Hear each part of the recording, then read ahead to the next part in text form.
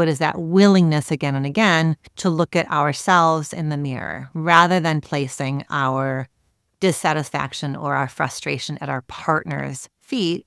It is that willingness to say, okay, what's the me part of it? Welcome to the Get Your Marriage On podcast. I'm your host, Dan Purcell, a Christian marriage and intimacy expert and coach. I'm on a mission to help couples have the best sex and most emotionally intimate marriages possible. Our episodes cover topics you've always wondered about and are packed with practical advice designed to help you take your marriage to the next level. Let's say, hypothetically, and of course this is just hypothetical, your spouse just rejected your attempts at some romance. Again, she's stressed because she's super focused on the kids, and not only that, you see that she has this tendency to overcommit and say yes to far too many things. She signed up for the PTA, to volunteer at church, to help in the classroom with the kids, to take the neighbors some dishes, and the list just keeps going on. And you know this about her, and you want her to see things your way. So what do? Or let's say, hypothetically, and of course, very hypothetically, your husband has been up way too late again, playing that blasted video game. He crawls into bed after you've been in bed for hours, and he asks if you're still asleep. Internally, you want to say to yourself, what kind of question is that? Of course I am still asleep until you woke me up. But you bite your tongue instead and just roll over. You know what he really wants right now, because that's his pattern. And that's what makes you want it even less than a bucket of ice in the middle of winter in Alaska. So, how do you respond in that scenario? In your everyday, ordinary interactions as a couple, it's so easy to notice how our spouse is making choices that get in the way of them getting what they really want. Our brains expend a tremendous amount of energy trying to get our spouse to see things our way because from our vantage point, they're self-sabotaging, right? If you or someone you love has ever felt this way, then this podcast episode is for you. We're going to talk about relational self-awareness, what it is, how to get it, and how to build a better relationship with your lover. My guest today is Dr. Alexandra Solomon. She is a professor of marriage and family therapy at Northwestern University in Chicago. I recently read one of her books and invited her to be a guest on this podcast. Before we dive in and meet Dr. Alexandra, I want to invite you to check out our Get Your Marriage On program. It's perfect for couples that want to make real traction in transforming their most important relationship. This is for people that want a real passionate marriage that's also long-lasting. This program can help you overcome your obstacles to intimacy that you're facing in your marriage. Over 100 couples have joined and are seeing real results in their marriage. This October is also our couples retreat. Early bird pricing for this retreat ends in July. These in-person retreats are perfect for couples that want to get away to a picturesque and romantic location and replenish their relationship. You'll get to work with me and my team in a relaxing setting.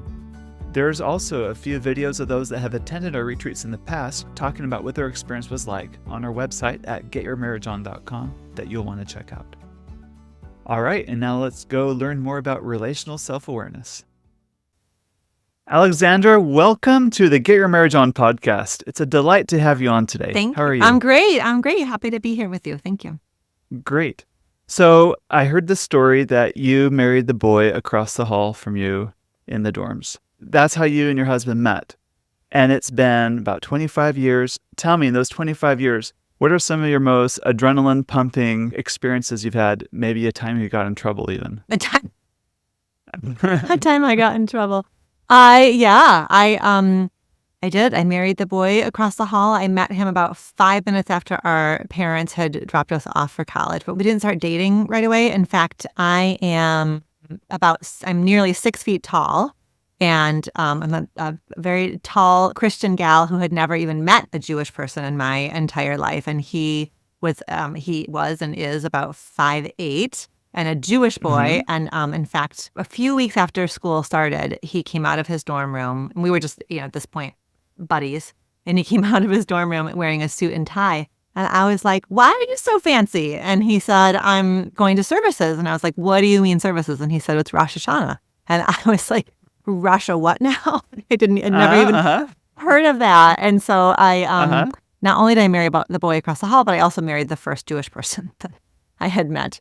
Great. And so we became friends and we became best friends, and we were in the same, what the kids nowadays call a friend group. We were in the same friend group, and we would be sitting at, a big table having dinner together in the dorm. And like, we would just like the jokes that we would say, like it just became clear that we had a kind of like simpatico that was different than other people in the group. But it was a long, slow burn. I think then he kind of fell for me before I fell for him, because I think the thing that was most helpful to me, frankly, was taking a women's studies class and starting to like deconstruct all the ways that gender role socialization affects how we perceive romantic partnership. Because I was like, I can't fall in love with somebody who's shorter than me. I'm a girl. He's a boy. Boys are taller than girls, And it was like, in that class, I was like, wait a minute. What if anything's possible? What if you just fall in love with somebody because you fall in love with them? So there's a ton of permission. And he really has been like the most incredible partner to me over many, many years. I think the thing that I hold most sacred about our relationship is that he never won. Like he is always like, be bigger, do more, like don't be afraid. Like he never once has clipped my wings and not be, just it has always been like, yes, write a book, yes, write another book, yes, launch a podcast, yeah, like just always been like my biggest cheerleader. And when I have a moment, not threatened by your success, not threatened either. by That's it, great. no, and just like freaking go. And when I have a really difficult, I don't know, media thing or a really difficult clinical thing I'm working on, he'll be like, Al, you were built for this. Like my favorite thing he says, you were built for this. Like it's just such a reminder of like, you got this. So, yeah. Love it. Yeah. That's great. That's great. So you teach at Northwestern University, and one of your most popular classes that you teach is Marriage 101. I'd love to enroll in that class if I wasn't married yet. I am assuming it's those looking for marriage are enrolling in that one. Tell me, what do you teach in that class? What do you cover, and why is it so popular? Yeah. This spring, in fact, my next job after you and I wrap up is getting my training session ready. So I have 12 teaching assistants that help me make this class go. And the teaching assistants are graduate students in the marriage and family therapy program at Northwestern. So it's a pretty cool because they're kind of wrapping up their training. They're about to step out into the world as therapists. And so we've got, we'll have 110 undergraduate students who we guide through a relationship and sexuality education curriculum that I've developed and refined over this will be my 24th year teaching it. So I've been teaching it for longer than I've been a mom. I've been teaching it for basically the same number of years that I've been a wife. Like it's been just part of my world forever. And the curriculum has grown and changed. I do think initially it was students who wanted to get married. In fact, in the early days, we oftentimes had engaged couples enrolling in the class because the age of entry into marriage in the year 2000 was, nearly 10 years younger. Yeah. So right. Nowadays we don't have, I haven't had an engaged student for a very long time, but there are students, the class has a reputation, it's been featured in media all over the world for many, many, many years. So people have heard of the class. And so people are just like, yeah, I wanted to be here because I want to learn about it. I mean, that time of life, 20, 21, 22, is just so ripe for all kinds of questions about not just who am I, but who is my family? This whole time of like sort of differentiating from your family of origin, seeing your parents as people, and figuring out what you want for partnership. So we've got, I think my favorite part of the class is that I will have in one lecture hall students who are incredibly conservative, fundamentalist or incredibly religiously conservative, where sex outside of marriage is anathema, sitting next to somebody who is like polyamorous, sitting next to somebody who is, genderqueer, and somebody else who's involved in the kink community, somebody else who has been engaged to or has been dating the same person since 8th grade. Like it's just where the students are coming in is so different. So I've had to develop and refine a curriculum that helps every single student feel as belonging in that space as every other student, which keeps me on my toes around, okay, so what is elemental here? What is the journey of what I call relational self-awareness? That's kind of that becomes my anchor, because then it's not about should, shouldn't, right, wrong, here's what marriage looks like. It's like, figure yourself out so that you know how to love and be loved in a way that brings out your best you, your favorite you. That's great. And I want to talk to you more about relational self-awareness. And then you also, go a little further and talk about sexual self-awareness. Tell me, what are those concepts? What do you mean by those concepts? Relational self-awareness is defined as an ongoing, curious, and compassionate relationship that we develop with ourselves that then becomes the sturdiest foundation for intimate partnership. So it is that willingness again and again to look at ourselves in the mirror rather than placing our dissatisfaction or our frustration at our partner's feet. It is that willingness to say, okay, what's the me part of it? Let's call it the golden equation of love. The my stuff plus your stuff equals our stuff. Really looking, as all of the major models of couples therapy do, really looking at the patterns, the dances, the sequences, the cycles, really understanding that there's stuff inside of me, stuff inside of my partner, and then it is the interplay of those that creates the dynamic. And it really it's a way of inviting and challenging people out of more simplistic notions of right and wrong and good and bad in relationship, and really helping people create ever more capacity to hold on to paradox and to tolerate mystery, to kind of resist the urge to look for the easy answer. I love that. That's a very deep answer, and I can probably deconstruct that for the rest of our time together today. Is there research that backs up this idea that we can often see our partner's minds much more clearly than our own? It's a lot harder for us to, like what you said, be more self-aware of what's going on internally relative to seeing your spouse and where they're messed up. Mm-hmm. Yeah. What makes me think, the first thing it makes me think about is what psychology calls the fundamental attribution error, which is that, so that idea that. But explain it. This idea that if you do something that is thoughtless. Wrong. Yeah. Let's call it thoughtless. I try to avoid right, wrong. Thoughtless. I like that better. Thoughtless. Then my story is very likely he did that because he just is kind of a careless person. My story is going to be that it was a trait-based reason that you did that. Right. Whereas if I did that thing, the thoughtless thing, it's because I'm having a very busy day, or it's a contextual, it's a state-based thing. It's that I'm in a difficult moment. So we tend to, our default setting is to cut ourselves more slack than we cut the people around us. So that's one, I think, kind of place where the research would orient us. But the other place is just, there's a group of researchers, Doug Schneider and Jay LeBeau, a third guy, God love him, can't remember his name, but a third colleague of theirs who looked across all the major models of couples therapy, and they did something called common factors, looking for, okay, so what is the difference between Gottman's approach and Sue Johnson's approach and the behavioral couples therapist approach and the insight-oriented couples, kind of looking across all these different orientations that have developed in the field of couples therapy. And they found some things that are really the common factors across these models. And one is that every approach to couples therapy has a way of helping partners shift out of that blame-shame stance.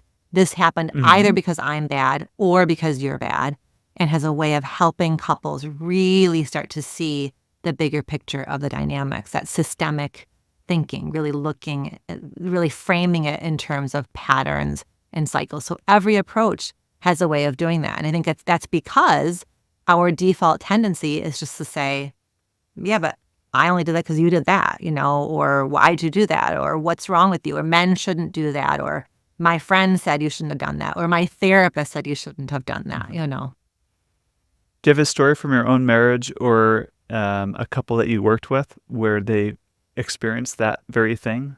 My favorite story about it is when Barack and Michelle Obama went to couples therapy. Michelle Obama wrote about this in her book, Becoming. The two of them went to couples therapy and sat down at the first session, and Michelle was really so excited to be there because she was really sure that she and the couples therapist were going to help, that the couples therapist was going to help her explain to Barack, right? He's pointing at explain to Barack, the ways that he's a good partner, but kind of falling short. And so she had her world rocked when the therapist started to invite her to look at, her contribution to the dynamic. And that was like my favorite story ever, because it's every single couple I've ever worked with in my practice that is like the shock and awe and horror of couples therapy. It's like, wait a minute, I'm here, so you help me build this case to my partner about what they're doing You're wrong. supposed to fix them, not me. What the hell is going on here? This is some baloney. So And that's so true. We always contribute to the dynamic. And that comes back to systems theory, right? Marriage is an intimate marriage, I should clarify, is a system. So what we do affects the other person and vice versa. So it would make sense that we always kind of co-construct, whether passively or, overtly, the dynamic we have. yeah, which is not to say that we ought to beat ourselves up at all. In fact, it's quite empowering. And I think so often we miss that systemic framing, not because we're trying to be stubborn and blamey. I think sometimes it happens, frankly, because we have a family of origin wound where we felt so deeply unseen, so invisible, that we can't possibly imagine that our behavior has the power to change somebody else. So there's something about being then in a marriage where you suddenly, where you have to reckon with the fact that you are so seen, you are so relevant, your voice matters so much, in fact, that you have the power to create the conditions whereby your partner shuts down. You have the power to create the conditions whereby your partner feels, brokenhearted on the inside. Like, I think for some people, it's their wound, in fact, that keeps them from being able to feel and notice and know the power that they have in their relationship. That's so good. So I've read your recent book, Love Every Day. It's a book divided as it's super digestible, maybe a page and a half at most, usually half a page for every day of the year, except I think we're off the hook on leap day this year. That's true. You get a day off. I know, right? That's I get a day funny. off. But I love it because and you divide it across, I think, 8 different categories of parts of a relationship. One thing you bring up a lot is core wound, and it's a capital C, capital W. Can you explain what core wounds are? Maybe someone that's not really familiar with that concept. Yeah. The idea of a core wound is a way of helping us understand that we bring emotional baggage into our relationships, into our marriages. And no one's exempt, right? That's the idea or the theory. No one's exempt. No, in fact, there's a whole one of the days of the year, the idea is we all bring in emotional baggage. It's the brave ones who are willing to unzip the suitcase, open it up, and see what's in there, And what's in there is lots of stuff that has to do with things that you saw and observed, in your family of origin growing up that shaped what you expect from relationships. What's in there is the person you had to become because your parents were, your attachment figures were unavailable or struggling with addiction or harsh and demanding, whatever it was. It's not about blaming our parents, but it is about understanding that we become who we have to be, when we're young and when we're growing up. So a core wound then is that fear of being blamed, fear of being abandoned, fear of being unsafe, fear of being misunderstood. So whatever that kind of tender spot that primes us to have, a size 10 reaction to a size 1 comment that our partner makes, which does not say that we're wrong. It doesn't mean that we're hypersensitive, but it is a way of saying the size of my reaction is so big. And a little part of me feels like maybe it's bigger than the situation warrants.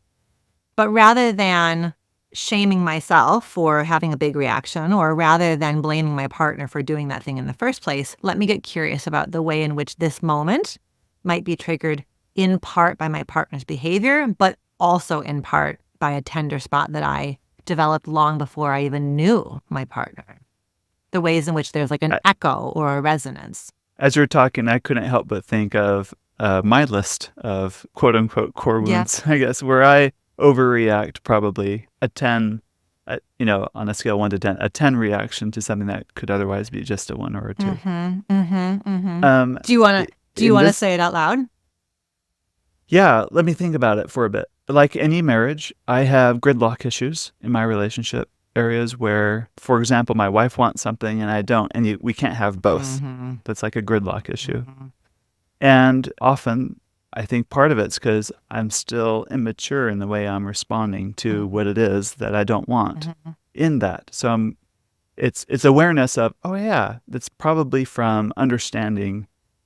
Another way to put it is what became adaptive when I was young becomes maladaptive in the wrong context in marriage. That's right. So it's recognizing those things. Yeah, it may have been adaptive in your family growing up to just kind of plant your flag and say, absolutely not, no, I won't, and to kind of, if you're right, to kind of defend at all costs your own sovereignty, where in this marriage, you actually could flex and surrender and let go and accommodate without loss of self, without retribution. Yeah, but that takes some practice, and it's risky, right? It's risky. And I think sometimes we don't even notice that we're doing it. It just feels like how to respond to a demand or how to respond to a difference.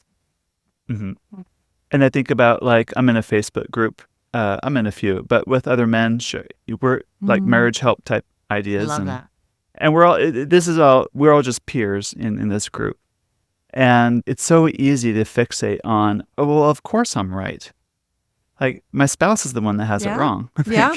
It's so easy to fixate in that. That's what we're talking about here, gaining that self-awareness, that relational self-awareness. Can I just put a big old spotlight on how I really do think that it is revolutionary and essential for cis hetero men to be in community with each other, because Oh, absolutely. the ladies are tired, and the number of women who complain to me, like, I'm here for all of this work, but he's not, or I'm light years ahead of him. And I don't know, I'm not saying that that's accurate or true. I think sometimes it's a defense against accountability and responsibility. But for whatever grains of truth there are in the female collective exhaustion, the antidote is for the men to be in community with each other. I know that to like the marrow of my bones, that men supporting men holding up mirrors to men. It's like, for a woman to know that her man is going into community with men for this stuff, it's like aloe, for her, like, weary. So I think it's just huge. Like, I can imagine that is really supportive to your wife to know that you're like kind of checking yourself with other men and, kind of having that commonality and that space. It's really important. And I believe that to the core too. In fact, this is a little plug. I run a men's group. Hey. And it's small. We limit it to about 12 men. And, we meet weekly over Zoom, and I have a curriculum, and it's very action-oriented, coaching-based. But the first night we meet, it's always scary because guys don't hang out with guys, let alone talk about sex and intimacy and their own marriages generally, right? That's a very scary place. But the moment, like usually after that first night, you realize, wait, everyone else in here is just like me. Like, it's okay, I'm normal. And then the floodgates open. And it's so healing for men to be with other men. Now we bond, we connect so well after that. That's great. Oh, that's great. Wow. It's needed. That's wonderful. I'm glad that you're doing that work, and I hope that you will keep doing it, and I'm here to support it for sure. Great. All right. You talked earlier about when we can develop better relational self-awareness, we have the ability to hold paradoxes. Paradoxes, is that plural for paradox? In our relationships. Can you explain what that means, what some general themes of paradoxes are, and how recognizing those and reconciling those helps us develop better selfhood and better marriages? Yeah. Actually, I posted this on Instagram a couple of days ago, so it's fresh for me. So a paradox is what also I call like a both and, like this is true and this is true. Rather than collapsing, there's only kind of one, single story that is true and real for me. So I mentioned that I've been married to Mr. Todd Solomon for a very long time, and we are empty nesters, and I am blown away by the amount of space that I need right now, the amount of alone time, my limited capacity, like my sort of like craving of space and my limited capacity for a whole lot of togetherness. And I think that has to do with the newness of the empty nest and like what an incredibly profound shift that is on me as a person who's been the primary caregiver for so many years. And I know that in my scarier moments, I worry that the amount of alone time I need is a poor prognostic indicator for my marriage, that somehow it says something bad or scary about me or about Todd or about us being at risk of falling apart. And at the same time, I trust that marriages have chapters, and this is a chapter. Like, this is a moment in time. It's not a forever moment, and it's not a total moment, because I'm not saying I want to go live in a cave for myself. I'm just saying I need a lot of space. So the paradox there is I am both frightened and trusting of this moment of my experience, right? Like, I know what's true about my experience. What's true is I need quite a bit of space. But the paradox is I am both concerned and trusting. Like, those are both real, you know? Right. Good. What other paradoxes are there? I think that's a big one about like kind of that, like I need aloneness and I need togetherness. Like, I think that's another Right. paradox. Autonomy and attachment. Yes, Is another way of saying. for sure. I've heard That's that. right. Uh-huh. That's right. Mhm. Yeah. Esther Perel blew us all away with the paradox of needing Love and desire. Yeah, right. Uh-huh. Needing like novelty and consistency. That's another really big one, like that we need both. And the need for, I think what scares us, I think craving novelty is scary. How do I crave novelty within a long-term relationship? Well, there are ways of reimagining and re-experiencing something with your same partner, et cetera, et cetera. Mhm. And then, so there's oftentimes like I think because the paradox feels frightening, we want to kind of collapse it and have only one thing be true. Usually the safety side of that equation wins. Right. That's right. That's Uh-huh. right. That's right. Right. Mm-hmm. And then you say, why is my marriage so boring? So let's Mhm. double click on this a bit. Let's zoom in a little on this more. How have you seen couples navigate this? I love in your book, you have a whole section on monogamy doesn't need to be boring. Mm-hmm. Mm-hmm. How do we navigate this? Because most of these podcast listeners are monogamous couples. How do they create more of that erotic desire, cultivate that in their relationship? Yeah. Within the context of the security of monogamy. Right. Right.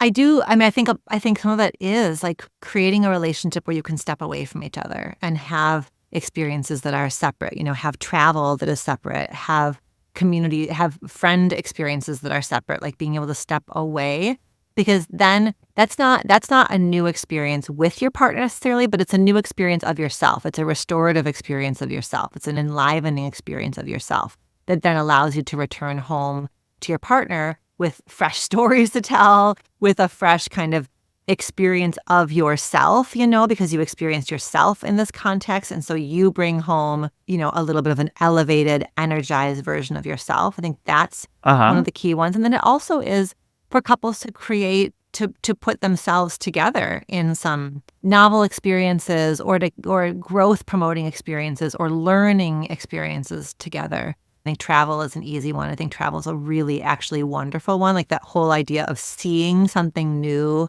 together, I think is really important for couples. I think it's also, a lot of couples report that like hotel sex or, sex away from home is like just being in a different bed in a different setting where you don't have laundry in the same room as your bed. Just all of that can feel enlivening. And I know that's not always feasible time-wise and money-wise for couples, but whatever elements of like, let's do something different together, which is it's a hard ask for couples, I know, but it is a worthwhile endeavor, right? It needs to be effortful. There does need to be some effort put in to create the conditions to have a new experience of the same person. That's great. I loved your tip about taking some alone time. Maybe like going out with friends one night or whatever, going on a trip by yourself. Yet a lot of people feel guilt about leaving home or leaving the other with the kids or whatever. How do you counsel individuals over that? Now, I can tell you why I'm asking. Yeah. It's the number one reason why I don't think men want to join the men's group isn't because they don't see value in it. It isn't because they can't afford it, but it's they feel guilty taking some time for themselves. Aww. One night a week, because they're usually at home, joining us from Zoom. Right. They want to be the guy. They want to be a good husband. They want to help with bedtime and homework. And here they are stepping away from that to do something that looks kind of selfish, on the surface. Oh, I think that's a really important reminder to share because it definitely it challenges, I think, a stereotypic, inaccurate, heterosexual idea that, husbands and men are looking for any excuse to get out of stuff. So I think that the truth that you are sharing and reminding all of us is not, it's not true and it's inaccurate. And men are very worried about coming up short. I mean, I think if there's one thing I've seen over and over and over again in my practice, which is made up mostly of cis hetero couples, is men's deep fear and deep anguish around being perceived as a disappointment to their spouse. It's really painful Right. to look in your wife's eyes and see disappointment. I think there's few things that men hate more than that feeling of not measuring up, or feeling like they don't even know what to do in order to measure up. I know it's exquisitely painful for all of us, but I think it's something that we miss and don't focus on nearly enough around men. So, Yes. You mentioned that on a podcast of yours I listened to recently about, and I agree 100%. You do. A lot of men think a lot about how their wives perceive them. How am I being perceived? How am I being perceived? It's even during sex, how am I being perceived right now? It is a dominant thought. Yep, it's a dominant thought, and I think women tend to be either unaware of that or have a hard time even imagining that, because I think men also develop really good covers sometimes for acting like that's not what, it can be hard to see. Masking it. And I think that then, when she does become aware of it, she's got to tolerate the heaviness of it, right? Like the kind of responsibility of it, of the truth of that in a way that is difficult, right? Like to be able to feel that powerful and that influential can feel like a burden also, right? So it has to be like really kind of worked about how do you matter? How do you let yourself matter without it then becoming a responsibility that, that then sends you into guilt or, self-abandonment or biting your tongue, et cetera. Right. I'm personally a fan of differentiation theory. And in that too, the men, or because we're talking about this for men, but they have an opportunity here to realize maybe you're being too dependent on your wife's validation. That's in an unhealthy way in that situation too. Yeah. Or whatever. There's different ways to look at it, of course, but you can take that into account. I agree. And I think I love that idea of you working with men along those lines, because you're helping, differentiation isn't shutting down. It's not shutting down and saying F you. It is saying I can sit in that paradox, right? Of validating not being wholly dependent on you as my oxygen mask, and still knowing that, of course your view of me matters. Yes. Yeah, it's that living in that tension better. That's what it is. Living in that tension better. Right. Yeah. Because you never collapse it, or you don't want to collapse it. As we close, I've got one more question. I love your book, the Love Everyday book, because you say needs to be a practice. This is your advice. Make this a practice. Make it a meditation, something you dream about, something you share with a friend about. Can you talk a little bit about the power of stillness, about creating that space for yourself, time to reflect and kind of ponder? Yeah. I think changing patterns, it takes time and practice. It's not a light switch. And there's only a particular pace that we can go. I think sometimes when people discover therapy or self-work or relational work, they want to just put the pedal to the metal and just feel different right now. And there are limits to how much we can take in at any moment, which is, I think, also why I like the format of the new book, is it is those daily doses, because it's hard stuff and you can't take in, it's like a sponge, you can only take in so much, every day. And so I think the practice of building into your day a little bit of time to read the passage for Love Every Day, or a little bit of time to talk with your partner about it. That's just that daily dose. It doesn't have to be. There are times I've had couples where I've been okay, stop. Too much relational talk. I don't want you talking about your relationship 2 hours a day, every day. I'm a therapist and I can't do that in my own relationship, in my own life. And I like talking about this stuff. So I think for some couples, it's having a practice so that they can be still and in conversation together. And for some couples, it's a way of saying, okay, it's only one page. You're only doing one page today. You're not solving all of the problems of this marriage in one day. But those, I think it's a different quality of how we are with ourselves and each other when we are stepping out of the daily life to either read a page of the book or listen to a podcast or go to a therapy session. Like there is that need for like stillness and like shifting into another mode in the service of our healing. Great. Very good. Let's say you're a couple, they've bought your book, they recognize we learn line upon line, precept upon precept, and they're doing the little dose every day, and they're growing, they're connecting better, they're understanding better, they're regulating themselves better, and kind of like what you said, they have that better self-awareness. Now they're healthy. What would be your black belt sex tip to take where they are at baseline to their next level? Black belt sex tip. Black belt, yep. I don't know. I mean, I wrote a whole book about sex. It's called Taking Sexy Back. Maybe the black belt sex tip is just, I think the greatest sex happens when we like step out of any idea of how it should look and really just embrace presence and togetherness, and that just the sex that really like helps both people feel good. Knowing that good this week may look really different than good next week and next year and last year. And, that, so I think the black belt is just like kind of entering every sexual experience with kind of like a beginner's mind, of just like, I'm here for you and with you, and let's see where we go. I love that. That's great. Thank you. Where can people go to learn more about you and your books and what you offer? I think the easiest place is the website, dralexandrasolomon.com. And that has got links to all the social media, links to my weekly podcast, which is called Reimagining Love, hundreds of blogs that you've got a drop-down menu. You can filter and find what you're looking for. Books. There's 3 books. There's a bunch of e-courses, lots of ways of connecting with me and the work that my team and I are doing. Excellent. Thank you very much. Thanks so much, Dan. It was great to be with you. Thank you for watching this video. Don't forget to subscribe, like, or even comment below, and go see what other wonderful videos we have that will help you strengthen your marriage intimately.